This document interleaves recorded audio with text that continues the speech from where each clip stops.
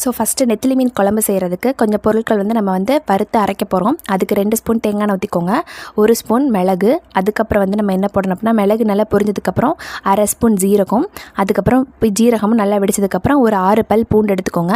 அதுக்கப்புறம் இதில் உள்ள மெயின் விஷயம் என்ன அப்படின்னா இதில் வந்து சின்ன வெங்காயம் தான். சின்ன வெங்காயம் நீங்கள் எவ்வளோ ஆட் பண்ணுறீங்களோ அந்த அளவுக்கு அந்த குழம்பு வந்து ரொம்ப டேஸ்ட்டாக இருக்கும்.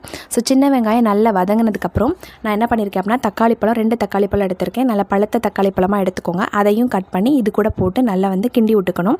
தக்காளி பழம் நல்லா வதங்கினதுக்கப்புறம் 1 கப் தேங்காய், துருவின தேங்காய் எடுத்திருக்கேன். தேங்காய் வந்து கம்மியாக எடுத்துக்கோங்க போதும்.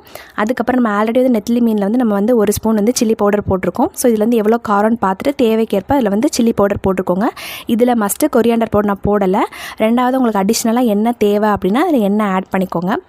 ஸோ எல்லாத்தையும் சேர்த்து நல்லா வதக்கினதுக்கப்புறம் அதே சீஞ்சட்டியில் நான் 2 ஸ்பூன் தேங்காய் எண்ணெய் ஊற்றிட்டு மறுபடியும் தாளிக்கிறதுக்காக நான் என்ன பண்ணியிருக்கேன் அப்படின்னா ஒரு 1/2 ஸ்பூன் வந்து வெந்தயம் எடுத்திருக்கேன். ஸோ வெந்தயம் நல்லா பொரிஞ்சதுக்கப்புறம் வந்து புளித்தண்ணி இருக்கு இல்லையா, புளித்தண்ணி வந்து ஒரு எலுமிச்சம் சைஸ் அளவு புளி வந்து நல்லா ஊற வச்சு கரைச்சி இதில் ஊற்றிக்கோங்க.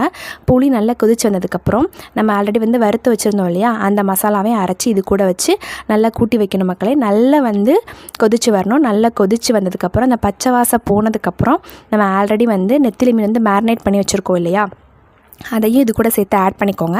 ஆட் பண்ணி விட்டு ஒரு 5 மினிட்ஸ்லேயே வந்து நெத்திலி வந்து உடனே குக் ஆயிரும். ஸோ அதுக்கப்புறம் அவ்வளோதான் மக்களே, நமக்கு சூப்பரான நெத்திலி மீன் குழம்பு ரெடி ஆயிரும். கண்டிப்பாக நீங்கள் வீட்டில் ட்ரை பண்ணி பாருங்கள். மறக்காமல் சப்ஸ்கிரைப் பண்ணுங்கள். உங்கள் வீட்டில் உள்ளவங்களுக்கும் செஞ்சு கொடுங்க. நெக்ஸ்ட் ரெசிபியில் சந்திக்கலாம்.